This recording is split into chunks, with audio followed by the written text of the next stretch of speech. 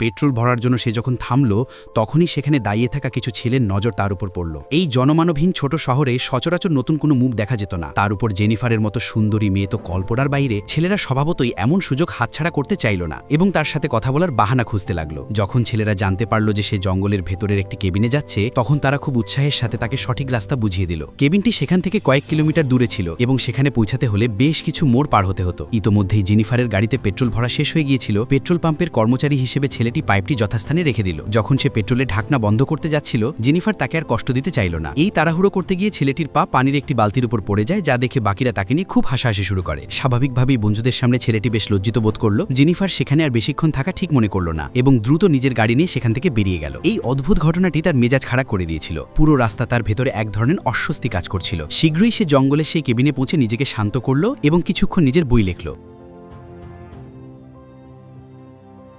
এরপর সে বাইরের লেকের পাড়ে গিয়ে দুপুরে রোদ পোহাতে লাগলো, কিন্তু তার মনে হচ্ছিল যেন কেউ লুকিয়ে তার উপর নজর রাখছে। সে অনেকক্ষণ ধরে লেকের অন্য পাড়ে দেখল, কিন্তু অস্বাভাবিক কিছুই নজরে এলো না। রাতে যখন সে ফোনে তার বন্ধুর সাথে কথা বলতে বলতে নিজের বইয়ের গল্প নিয়ে ভাবছিল, তখনই পাশের স্টোররুম থেকে কিছু অদ্ভুত শব্দ শুনতে পেল। সে দ্রুত ফোন রেখে স্টোররুমের থেকে দেখতে গেল। দেখল যে স্টোররুমের দরজা খোলা ছিল। হয়তো কোনো ছোট প্রাণী ভেতরে ঢুকে পড়েছিল যেখান থেকে শব্দগুলো আসছিল। কিন্তু যখন সে ফিরে এসে বই লিখতে বসলো, তখন ভুলবশত তার কাপড়ে কালি পড়ে গেল। বাধ্য হয়ে তাকে কাপড় ধুয়ে ধুতে হলো, কিন্তু তার একদমই ধারণা ছিল না যে ঠিক সেই মুহূর্তে দরজায় এক ব্যক্তি হাতে ক্যামেরা নিয়ে তার ভিডিও বানাচ্ছিল। পরের দিন সকালে সে যখন জঙ্গলে দৌড়াতে গেল, তখন হঠাৎ একটি ধ্বংসাস্তূপের মতো কুড়েঘর দেখতে পেল। অবশ্য সে সেখানে বেশি সময় না দাঁড়িয়ে সরাসরি দৌড়ে বাড়ি ফিরে এলো, যাতে সে তার বই লেখা শেষ করতে পারে। কিন্তু যে মুখ ধোয়ার পানি গত রাত পর্যন্ত একদম পরিষ্কার ছিল, তা এখন খুব নোংরা হয়ে গেছে। পরিষ্কার পানি ছাড়া সে না খাবার রান্না করতে পারবে না গোসল করতে পারবে। বাধ্য হয়ে সে সেই বৃদ্ধ লোকটিকে কল করলো যাতে তিনি পানি ঠিক করার জন্য কাউকে পাঠান। কিন্তু ফোন করার সময় ভুলবশত তার মোবাইলটি টয়লেটের ভেতর পড়ে যায়। যখনই খারাপ কিছু ঘটতে যায়, সৃষ্টিকর্তা আগে থেকেই হয়তো কিছু সংকেত দিয়ে দেন। কিন্তু জেনিফারের এ বিষয়ে কোনো ধারণা ছিল না। সে হেয়ার ড্রায়ার দিয়ে নিজের মোবাইল শুকিয়ে নিল এবং কিছুক্ষণ পর বৃদ্ধের পাঠানো প্লাম্বার সেখানে এলো। ভাগ্যের বিষয় হলো নলে বড় কোনো সমস্যা ছিল না এবং সেই ছেলেটি দ্রুত তা ঠিক করে দিল। জেনিফার বাচ্চাদের মতো খুশি হয়ে গেল এবং নিজের খুশি প্রকাশ করতে গিয়ে কিছু না ভেবেই তার গালে একটি চুমু দিল। ম্যাথিউস মানসিকভাবে কিছুটা দুর্বল ছিল। সে আগে কখনো এমন ভালোবাসা পায়নি। সে মেরামতের টাকা না নিয়েই হাসি মুখে দৌড়ে গেল এবং গিয়ে তার বন্ধুদের সব বলে দিল। আর তার বন্ধুরা অন্য কেউ ছিল না, বরং সেই 3 বখাটে ছেলে ছিল যাদের সাথে জেনিফারের কিছুদিন আগে পেট্রোল পাম্পে দেখা হয়েছিল। আর অবাক করার মতো বিষয় হলো এই যে গতরাতে লুকিয়ে তার ভিডিও বানানো ব্যক্তিটি অন্য কেউ নয়, বরং তাদেরই একজন স্ট্যান। সেই ছেলেদের লিডার জনি যখন স্ট্যানের রেকর্ড করা ভিডিওতে জেনিফারকে দেখল, তখন তার চেহারায় এক পৈশাচিক উন্মাদনা ফুটে উঠল। তার ওপর স্ট্যান এবং অন্য ছেলেরা তাকে ক্রমাগত উস্কানি দিচ্ছিল। এরপর জনি এক ভয়ঙ্কর সিদ্ধান্ত নিল। সে ঠিক করল যে তার বন্ধুদের সাথে গিয়ে শহরের এই মেয়েটির দফা রফা করবে। সে রাতে প্রায় 4টের দিকে ঘুমন্ত জেনিফারের ঘুম হঠাৎ এক শব্দে ভেঙে গেল। এই জনবানহীন এলাকায় সামান্য শব্দ অনেক জোরে শোনা যায়। জেনিফারের খুব তেষ্টা পেয়েছিল। সে কিচেনে গিয়ে পানির গ্লাস হাতে নিতেই হঠাৎ দরজায় কিছু একটা আছড়ে পড়ার জোরালো শব্দ হলো। জেনিফার বুঝতে পারল না কি হয়েছে। সে দ্রুত দরজার কাছে গিয়ে দেখল সেখানে একটি মৃত পাখি পড়ে আছে। জেনিফার ঘূর্ণাক্ষরেও টের পায়নি যে তার ওপর কত বড় বিপদ ঘনিয়ে আসছে। সে বাইরে তাকালো, কিন্তু অন্ধকার ছাড়া কিছু দেখতে পেল না। তাই ফিরে নিজের ঘরে চলে এলো। কিন্তু যখন সে বেডরুমে গেল, তখন সেখানকার দৃশ্য দেখে তার আত্মা কেঁপে উঠল। তার ল্যাপটপের স্ক্রিনে হঠাৎ জনি এবং তার বন্ধুদের ছবি দেখা যাচ্ছিল। সে কিছু বুঝে ওঠার আগেই জনি হঠাৎ দরজায় এসে দাঁড়ালো। তাকে দেখে জেনিফার ভীষণ ভয় পেয়ে গেল। তখনই স্ট্যানও হাতে ক্যামেরা নিয়ে পেছনের দরজা দিয়ে ভেতরে ঢুকে পড়ল। জেনিফার সাথে সাথে বুঝতে পারল যে সে অনেক বড় বিপদে ফেসে গেছে। সে নিজেকে বাঁচাতে চিৎকার করে বলল যে সে এইমাত্র পুলিশকে কল করেছে এবং পুলিশ কিছুক্ষণের মধ্যেই এখানে পৌঁছাবে। জনি বিদ্রুপের হাসি হেসে বলল, তুমি পুলিশকে কল করেছ? সত্যি কি পুলিশকে কল করেছ? জনি বারবার একই কথা বলে তাকে উপহাস করতে লাগলো। জেনিফার বারবার বাঁচার আকুতি জানালেও তাদের মধ্যে কোনো বিকার ছিল না। স্বাভাবিকভাবেই এই লোকগুলো সব রকম প্রস্তুতি নিয়ে এসেছিল। জনি আগেই কেবিনের ওপর নিচ সব চেক করে নিয়েছিল। বাড়িতে না ছিল কোনো নেটওয়ার্ক আর না পালানোর কোনো পথ। জনি জেনিফারের ল্যাপটপটি আছাড় দিয়ে ভেঙে ফেলে এবং তার ফোনটি কেড়ে নিয়ে বাইরে ছুড়ে মারে। জেনিফার বুঝতে পারল এই নির্জন জঙ্গলে তার চিৎকার শোনার মতো কোনো মানুষ নেই। জনি তার বন্ধুদের দিকে তাকিয়ে ইশারা করতেই তারা জেনিফারকে ঘিরে ধরল এবং তার ওপর শুরু হলো এক নারকীয় তাণ্ডব। না ছিল অন্য কেউ আর না ছিল ফোন করার কোনো উপায়। এরপর তারা দরজার বাইরে লুকিয়ে থাকা ম্যাথিউকে টেনে হিচড়ে ভেতরে নিয়ে আসে এবং জেনিফারকে উত্ত্যক্ত করার বাহানা খুঁজতে থাকে। প্রথমেই তারা জেনিফারের উপর দায় চাপায় যে সে ম্যাথিউকে মেরামতের টাকা দেয়নি। জেনিফার বারবার বোঝানোর চেষ্টা করছিল যে সে টাকা দিতে মানা করেনি, বরং ম্যাথিউ নিজেই টাকা না নিয়ে তড়িঘড়ি করে চলে গিয়েছিল। কিন্তু সে বুঝতে পারছিল না যে এই লোকগুলো কেবল তার উপর চড়াও হওয়ার একটা অজুহাত খুঁজছিল। জনি তাকে জোর করে মদ খাওয়ার জন্য চাপ দিতে থাকে, নতুবা সে ধরে নেবে যে জেনিফার গ্রামের মানুষকে নিচু চোখে দেখে। জেনিফার ভেবেছিল তাদের কথা মেনে নিলে হয়তো এই নরপশুরা তাকে ছেড়ে দেবে, কিন্তু পরিস্থিতি অতটা সহজ ছিল না। সে এক চুমুক খেতেই জনি তাকে পুরো বোতল শেষ করতে বলে। অ্যান্ডি আর স্ট্যান পাশে দাঁড়িয়ে সমানে হাসছিল। মানসিকভাবে দুর্বল ম্যাথিউ কোণে দাঁড়িয়ে ভয়ে কাঁপছিল। নিরুপায় হয়ে জেনিফার বোতল তুলে নেয়, কিন্তু তারপরও তাদের ছেড়ে দেওয়ার কোনো ইচ্ছা ছিল না। জনি বিদ্রুপ করে বলে, সেদিন তোমার কারণে আমার বন্ধুদের সামনে অনেক অপমান হতে হয়েছিল, আজ সব শোধ হবে। জেনিফার কান্নায় ভেঙে পড়ে বলে, প্লিজ তোমরা চলে যাও, আমাকে একা থাকতে দাও। কিন্তু এই 4 জন হৃষ্টপুষ্ট পুরুষের সামনে জেনিফার কিছুই করতে পারছিল না। সে অসহায়ভাবে তাদের অত্যাচার আর জুলুম সহ্য করছিল। ক্যামেলা হাতে দাঁড়িয়ে থাকা স্ট্যান মনে করল এটাই সুযোগ। সে ম্যাথিউকে সামনে এগিয়ে আসতে বলল। ম্যাথিউর বুদ্ধি কম থাকলেও সেই নরপশুদের চেয়ে 1000 গুণ ভালো ছিল। সে বুঝতে পারছিল যা হচ্ছে তা ভুল, তাই সে কোনোভাবেই তাদের কথা মানতে রাজি হল না। এদিকে অ্যান্ডি যখন জেনিফারকে মদ খাইয়ে অজ্ঞান করার চেষ্টা করছিল, তখন জেনিফার হঠাৎ তার হাত থেকে বোতলটি ছিনিয়ে নেয়। কোনো সুযোগ না দিয়ে সে অ্যান্ডিকে মাটিতে ফেলে দেয় এবং নিজের ব্যাগ থেকে পেপার স্প্রে বের করে স্ট্যানের চোখে মুখে ছিটিয়ে দেয়। এরপর সে দ্রুত কেবিনের বাইরে বেরিয়ে আসে এবং প্রাণ বাঁচাতে পাগলের মতো জঙ্গলের দিকে দৌড়াতে থাকে। ভাগ্য ভালো ছিল যে ওই বখাটেরা জেনিফারের এমন পাল্টা আক্রমণের জন্য একদমই প্রস্তুত ছিল না। তাদের হাত থেকে ছুটে জেনিফার কিছু দূর যাওয়ার পর ভোরে শিকার করতে আসা 2 জন শিকারীর দেখা পায়। তার খুশির সীমা ছিল না যখন সে জানতে পারল জেফ নামের সেই শিকারী আসলে ওখানকারই একজন পুলিশ অফিসার এবং অন্যজন সেই বৃদ্ধ যে তাকে কেবিনটি ভাড়া দিয়েছিল। জেনিফার দ্রুত তাদের সাথে ঘটা সব ঘটনা খুলে বলে। সব শুনে জেফ রাগে ফেটে পড়ে এবং জানায় যে ওই ছেলেরা এর আগেও এমন কাজ করেছে। সে তক্ষুনি জেনিফারকে সাথে নিয়ে কেবিনে ফিরে আসে। সে নিজের বন্দুক উঁচিয়ে পুরোপুরি যুদ্ধের প্রস্তুতি নিয়ে ভেতরে ঢোকে, কিন্তু গিয়ে দেখে সেই নরপশুরা ততক্ষণে সেখান থেকে পালিয়ে গেছে। জেফ সারা ঘর তল্লাশি করে এবং হঠাৎ করেই তার আচরণ বদলে যায়। সে জেনিফারকে কোনো ভুক্তভোগীময় বরং একজন অপরাধীর মতো জেরা করতে শুরু করে। সে অভিযোগ করে যে জেনিফার শুধু মদ খেয়ে মাতলামিই করেনি, বরং সে নেশাগ্রস্ত। সে তাকে দেয়ালের দিকে মুখ করে দাঁড়ানোর নির্দেশ দেয় এবং তল্লাশির নামে তার শ্লীলতাহানি করতে শুরু করে। জেনিফার স্বপ্নেও ভাবেনি যে একজন পুলিশ অফিসারের কাছে সাহায্য চাইতে এসে তাকে এই পরিস্থিতির মুখোমুখি হতে হবে। যে কেউ দেখলেই বুঝতে পারত যে এই জেফ ওই বখাটে ছেলেদের চেয়েও বড় মাপের জানোয়ার। কিন্তু জেফের এই জঘন্য আচরণের বিরুদ্ধে প্রতিবাদ করার শক্তি জেনিফারের ছিল না। তার জন্য সবচেয়ে বড় ধাক্কা ছিল এটা বোঝা যে জেফ আর ওই অপরাধী ছেলেরা আসলে একই মুদ্রার এপিঠোপিঠ। এমন ভয়াবহ অবস্থায় ফেসে গিয়ে জেনিফারের কাছে আর কোনো উপায় ছিল না। এরপর দেখা যায় ওই ছেলেগুলোও সেখানে উপস্থিত হয়, অর্থাৎ এই পুলিশটি আর ওই বখাটে ছেলেগুলো তারা সবাই বন্ধু। এরপর সবাই মিলে জেনিফারকে কি করে সেটা বুঝতেই পারছেন এবং তারা তাকে 2 দিন আটকে রাখে আর তার উপর অমানবিক আচরণ করে যায়। শেষমেশ জেনিফার এই অধ্যায় শেষ করার জন্য নদীতে ঝাঁপ দেওয়ার জন্য মনস্থির করে এবং সে নদীতে ঝাঁপিয়েও পড়ে। জেফরা ভেবেছিল সে হয়তো ঝাঁপ দিবে না। এরপর আমরা দেখি জেফ একসময় বুঝতে পারে যে বিষয়টি হাতছাড়া হয়ে গেছে এবং সে সবাইকে ডেকে নদীর পাড়ে জেনিফারকে খুঁজতে শুরু করে। কিন্তু সারাদিন খোঁজাখুঁজির পরও জেনিফারের কোনো হদিশ পাওয়া যায় না।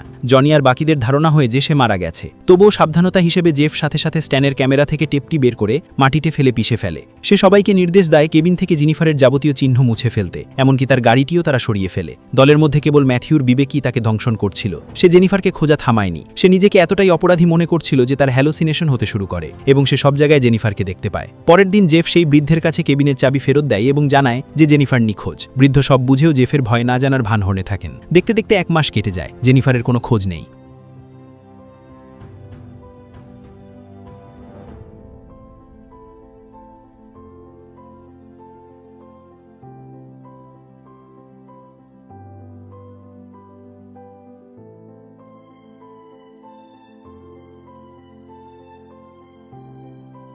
মনে হচ্ছিল জেফ সব ভুলে গেছে, কিন্তু হঠাৎ আসা একটি ফোন কল সবকিছু ওলটপালট করে দেয়। বৃদ্ধ লোকটি জানালো যে একটি মেয়ে ফোন করে জেনিফারের ব্যাপারে খোঁজ নিচ্ছিল এবং জেফের উচিত তাকে পাল্টা কল করা। জেফ ভয় পেয়ে গেল যে বৃদ্ধ লোকটি হয়তো মুখ খুলে দেবে, তাই সে শিকারের বাহানায় বৃদ্ধকে জঙ্গলে নিয়ে গিয়ে নির্দয়ভাবে মেরে ফেলল। ঠিক তখনই স্ট্যান হন্তদন্ত হয়ে ছুটে এসে জনিকে জানালো যে সেই দিনের ভিডিও টেপটি কেউ চুরি করে নিয়েছে। জনি আর তার সঙ্গীরা প্রথমে কিছুই বুঝতে পারল না, কিন্তু স্ট্যানের পরবর্তী কথা শুনে তারা আকাশ থেকে পড়ল। আসলে সেই দিন জেফ যে টেপটি পা দিয়ে পিষে ফেলেছিল সেটি খালি। আসল সাবুত বা ভিডিও টেপটি স্ট্যান আগেই বদলে ফেলেছিল এবং নিজের কাছে স্মৃতি হিসেবে রেখে দিয়েছিল। এটি শুনে জনি আর তার সাথীরা রাগে ফেসে গেল এবং সেই বোকা স্ট্যানকে ওখানেই মেরে ফেলতে চাইল। কিন্তু এখন স্ট্যানকে মেরেও কোনো লাভ ছিল না, কারণ আসল টেপটি নিখোঁজ। জনি যখন দুশ্চিন্তায় পায়চারি করছিল তখনই দরজায় কিছু একটা আছড়ে পড়ার শব্দ হলো। সে দৌড়ে দরজার কাছে গিয়ে দেখল মেঝের ওপর একটি মৃত পাখি পড়ে আছে। সেদিন সে স্ট্যানকে খুব মেরেছিল, তাই তার মনে হলো এটা হয়তো স্ট্যান আর অ্যান্ডির কোনো চাল। সে পাত্তা না দিয়ে পাখিটিকে পা দিয়ে সরিয়ে ভেতরে চলে এলো, কিন্তু সে বসার আগেই দ্বিতীয়বার একই শব্দ হলো। এবার রাগে বন্দুক নিয়ে বাইরে বেরিয়ে এসে দেখল কেউ সেই মৃত পাখিটি আবার ছুড়ে মেরেছে। তার মনে হলো ওই 2 ভীতু সামনে আসার সাহস পাচ্ছে না, তাই এভাবে বদলা নিচ্ছে। সে ভেতরে গিয়ে পানি খেতে যাবে, ঠিক তখনই তৃতীয়বার আরও জোরে শব্দ হলো। এবার সে পুরোপুরি খেপে গেল এবং বন্দুক নিয়ে বাইরে বেরিয়ে অন্ধকারে আন্দাজে গুলি চালাতে লাগলো। এরপর সে নিচে তাকিয়ে দেখল এবার কোনো পাখি নয়, বরং জেনিফারের এক পাতি চপ্পল সেখানে পড়ে আছে। সে চমকে ওপরের দিকে তাকাতেই দেখল একটি ছায়া ঝোপের আড়ালে হারিয়ে গেল। সে খালি পায়ে তার পেছনে ছুটল, কিন্তু মাটিতে সে ম্যাথিউয়ের ফিটনেস ব্যান্ডটি পড়ে থাকতে দেখল। তখন তার মনে হলো হলো এই সব ম্যাথিউয়ের কাজ। পরের দিন তারা ম্যাথিউকে খোঁজার পরিকল্পনা করছিল, তখনই জেফ দ্রুত গাড়ি নিয়ে সেখানে এলো এবং রাগে কাঁপতে কাঁপতে স্ট্যানকে জিজ্ঞেস করলো, এই জিনিস আমার বাড়িতে পৌঁছালো কিভাবে? আমার স্ত্রী এই ভিডিওর ব্যাপারে জানতে পেরেছে। জেফ ভাবছিল সে টেপটি ধ্বংস করে দিয়েছে, কিন্তু জনি তাকে জানালো যে ভিডিও টেপ চোর আসলে ম্যাথিউ। জনি গতরাতে সব ঘটনা খুলে বলায় স্ট্যান এ যাত্রায় বেঁচে গেল। অন্যদিকে ম্যাথিউ জঙ্গলে সেই কেবিনের সামনে দাঁড়িয়ে লেকের দিকে তাকিয়েছিল, তখনই পেছন থেকে জেনিফারের কণ্ঠস্বর ভেসে এলো। ম্যাথিউ ভয় পেয়ে ঘরের ভেতর দৌড়ে পালালো এবং আওয়াজ শুনে উপরে যাওয়ার চেষ্টা করলো, কিন্তু সিঁড়িতে তার হঠাৎ কিছু একটা মনে হলো এবং সে দ্রুত নিচে নামতে গিয়ে পা পিছলে পড়ে অজ্ঞান হয়ে গেল। যখন তার জ্ঞান ফিরল, সে দেখল জেনিফার তাকে একটি জনমানবহীন কেবিনে নিয়ে এসেছে। জেনিফারকে দেখেই ম্যাথিউর আত্মারাম খাঁচা ছাড়া হওয়ার দশা হলো। ম্যাথিউয়ের ভেতরে সব অপরাধবোধ আর অনুশোচনা বেরিয়ে এলো। সে অনবরত জেনিফারের কাছে ক্ষমা চাইতে লাগলো। জেনিফার জানতো যে ম্যাথিউ অন্যদের মতো অতটা হিংস্র ছিল না, কিন্তু সত্য এটাই যে ক্ষতি যা হওয়ার তা হয়ে গেছে। ম্যাথিউ সরাসরি ক্ষতি না চাইলেও জেনিফারের ওপর হওয়া অন্যায়ের সময় সে বাধা দেয়নি।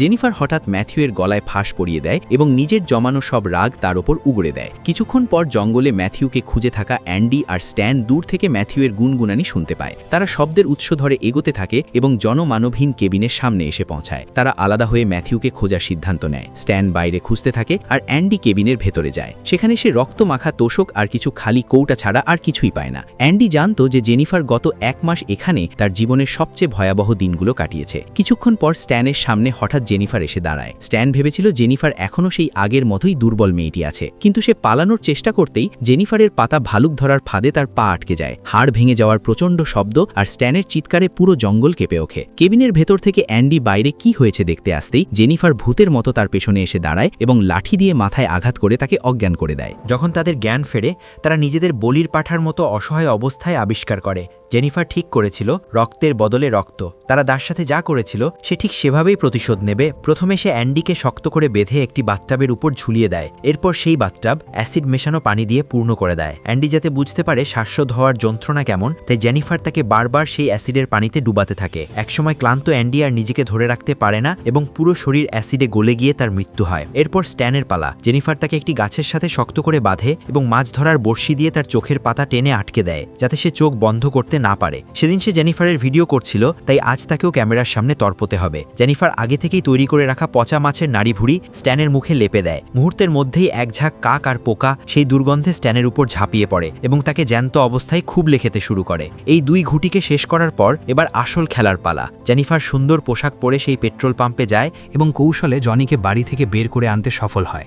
জনিই ছিল এই সব কিছুর মূল হোতা, তাই তার শাস্তি ছিল আরও ভয়াবহ। জেনিফার প্রথমে তাকে দড়ি দিয়ে উল্টো করে ঝোলায় এবং এক এক করে তার দাঁত উপড়ে ফেলতে থাকে। জনি জেনিফারের সাথে যা করেছিল, জেনিফার এখন তার শতগুণ প্রতিশোধ নিচ্ছিল। জেনিফার বন্দুকের নল দিয়ে তার মাড়ি চিড়ে ফেলে এবং এক বিশাল যন্ত্রণার মধ্যে দিয়ে তাকে মৃত্যুর দিকে ঠেলে দেয়। এরপর জেনিফার একটি বড় কাঁচি দিয়ে জনির সেই অঙ্গটি কেটে তার মুখেই গুজে দেয়। এটি ছিল জনির পৈশাচিক কাজের সবচেয়ে ভয়াবহ শাস্তি। 3 খুঁটিকে শেষ করার পর এবার জেনিফারের আসল লক্ষ্য ছিল সেই দুর্নীতিবাজ পুলিশ অফিসার জেফ। জেফের প্রতি জেনিফারের ঘৃণা ছিল সবচেয়ে বেশি, কারণ সে শুধু জেনিফারের শরীর নয়, তার বিশ্বাস আর আত্মাকেও ক্ষতবিক্ষত করেছিল। জেফ তখন ডিউটিতে ছিল। হঠাৎ তার স্ত্রীর ফোন আসে এবং সে জানায় যে তাদের মেয়ের খবর পাওয়া যাচ্ছে না। কিন্তু ফোনের ওপার থেকে যখন জেনিফারের কণ্ঠস্বর ভেসে আসে, তখন জেফের পায়ের তলার মাটি সরে যায়। সে স্বপ্নেও ভাবেনি যে জেনিফার বেঁচে আছে। জেফ প্রথমে জেনিফারকে হুমকি দিয়ে সব ধামাচাপা দেওয়ার চেষ্টা করে, কিন্তু জেনিফার সরাসরি ফোন কেটে দেয়। কোনো উপায় না দেখে জেফ পাগলের মতো বাড়ি ছোটে এবং জানতে পারে জেনিফার তার মেয়েকে স্কুল থেকে নিয়ে গেছে। নিজের পরিবারের উপর বিপদ আসতেই এই পাষাণ অফিসারের দম্ভ ধুলোয় মিশে যায়। জেফ হন্যে হয়ে সারা স্কুলে খুঁজেও কাউকে পায় না। সে যখন গাড়িতে উঠে অন্য কোথাও যাওয়ার প্রস্তুতি নিচ্ছিল, তখনই পেছন থেকে জেনিফার এসে লাঠির এক আঘাতে তাকে অজ্ঞান করে দেয়। এরপর জেনিফার তাকে সেই জঙ্গলের নির্জন কেবিনে নিয়ে যায়। সে জেফকে একটি টেবিলের সাথে শক্ত করে বাঁধে এবং জেফের নিজের বন্দুকটি তার নিম্নাঙ্গে তাক করে ফিক্স করে দেয়। এরপর ট্রিগারের সাথে যুক্ত দড়িটি জেনিফার পাশের ঘরে থাকা ম্যাথিউর হাতে ধরিয়ে দেয়। জেনিফার চেয়েছিল তাদের ভাগ্যের ফয়সালা ভাগ্যই করুক। কিছুক্ষণ পর ম্যাথিউর জ্ঞান ফিরলে সে চিৎকার শুনে জেফের ঘরে যাওয়ার জন্য চেয়ার থেকে উঠে দাঁড়ায়। জেফ তাকে বারবার বারণ করছিল যেন সে নাড়াচড়া না করে, কিন্তু ম্যাথিউর মানসিক অবস্থা তখন স্বাভাবিক ছিল না। সে নড়ে উঠতেই ট্রিগারে টান পড়ে এবং এক ভয়াবহ গুলিতে জেফের মৃত্যু হয়। একই সাথে ভারসাম্য হারিয়ে ম্যাথিউ নিজেও মৃত্যুর কোলে ঢলে পড়ে। প্রতিশোধের এই রক্তক্ষয়ী অধ্যায় শেষ হওয়ার পর জেনিফার সেখান থেকে বেরিয়ে আসে। এই কাহিনী আমাদের মনে করিয়ে দেয় যে মানুষের ভেতরের পশুত্ব যখন জেগে ওঠে, তখন ধ্বংস অনিবার্য। ক্ষমতার অপব্যবহার এবং অন্যের উপর পাশবিক নির্যাতনের শেষ পরিণতি সবসময় ভয়াবহ হয়। আজ এ পর্যন্তই, দেখা হবে পরের ভিডিওতে।